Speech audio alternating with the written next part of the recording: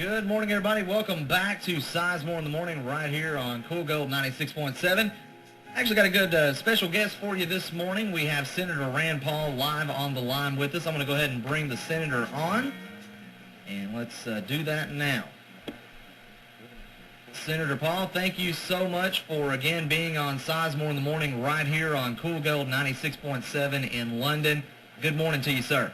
Good morning. Glad to be with you. Appreciate it, sir. And as always, we welcome you to our show. I know that with you being in Washington, this is a great way to keep the folks of Southern Kentucky up to date on what's going on. Let's go ahead and get right into it, Senator.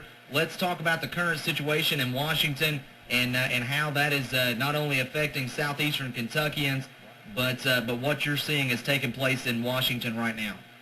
Well, what we're finding is that in Washington, they still continue to spend money that we don't have. We're spending money at $100,000 every second, and $40,000 a second is being borrowed. And, we're still having trillion-dollar deficits each year. And the real repercussions to all this is that when you run such a massive debt, it leads to unemployment, it causes the economy to stagnate, and then ultimately it leads to higher prices because they simply print up money to pay for this debt. And so when you see your gas prices doubling and your food prices rising in the grocery store, that's because your government's running a massive debt. Senator, with that being said, what are we going to have to do to get this situation fixed and we can get on that right course to seeing this deficit lowered and then seeing those food, gasoline, and other prices lower? Well, I think what you have to do is what any family does. If somebody next week said that you still have your job but you're going to make 10% less, would you immediately go out and buy a big brand new flat screen TV? You'd do the opposite. You'd quit buying stuff and you would slowly begin to retrench and slow your spending down. Well, see, government revenues are down. We're in a recession, so less tax money is going into Washington. But during the middle of that, we increased spending by 25%.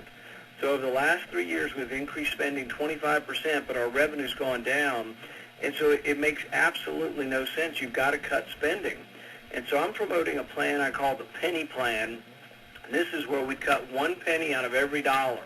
It's not that much, but it's a 1% cut in spending, but it's a real cut, not a cut in proposed increases, but a cut in what we actually spend. So next year we would actually spend 1% less than this year.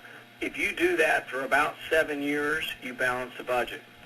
And isn't that difficult. American families are all the time cutting their spending that much. And so I think if government would do that, we could get back on the right path. Are you getting a lot of support so far on that, Senator? Is it something that a lot of the other senators are looking, saying, hey, this could work very easily?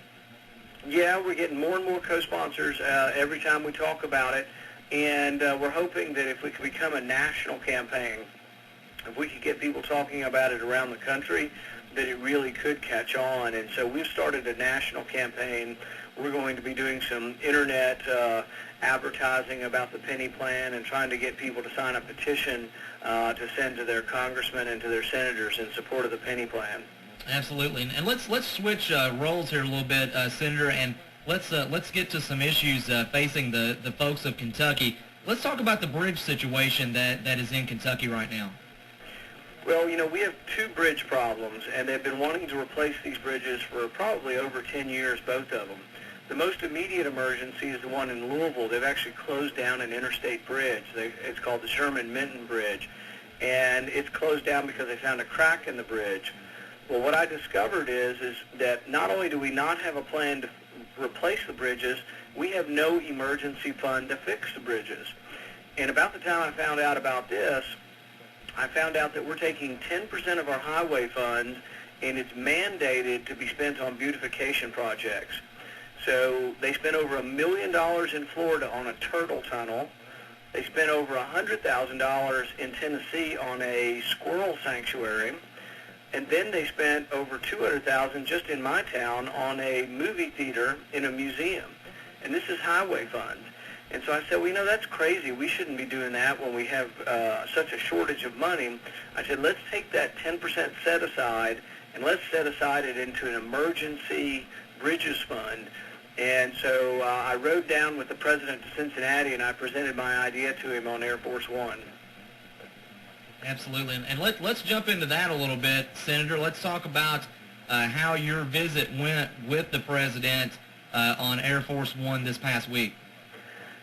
He was receptive to my idea. He came back to where I was sitting on the plane, spent about 10 minutes with me, and I tried to convince him that this is the only way we're going to fix bridges problems, is to make them a nonpartisan issue, not a Republican issue, not a Democrat issue.